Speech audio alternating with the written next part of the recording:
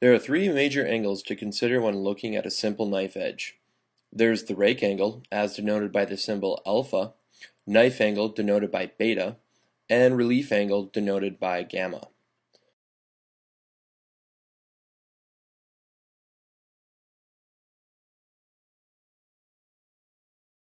The rake angle has the most influence on cutting.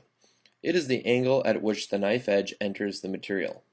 For harder materials, a smaller rake angle is required to withstand the increased impact forces. For softer materials, a larger rake angle can be used. The knife angle is the angle of the actual knife edge. It is largely determined by the appropriate rake angle and the required relief angle. Tools made from brittle materials such as carbide will tend to have a larger knife angle to give it higher impact resistance. Tools made from tougher materials like high-speed tool steel can have smaller, sharper angles.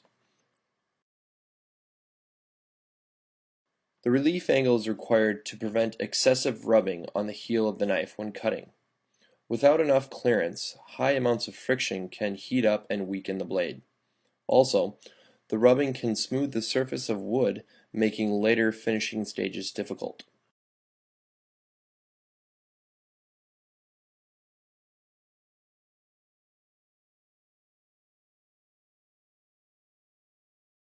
Now let's quickly investigate the difference between orthogonal cutting and oblique cutting.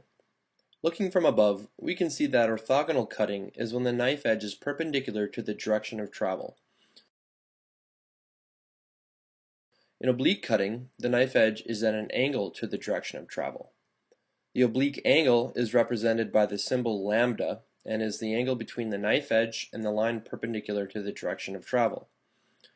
This angle is sometimes called the shear angle because it creates a shearing action. The shearing often results in a higher quality cut because it distributes cutting forces along the knife edge better.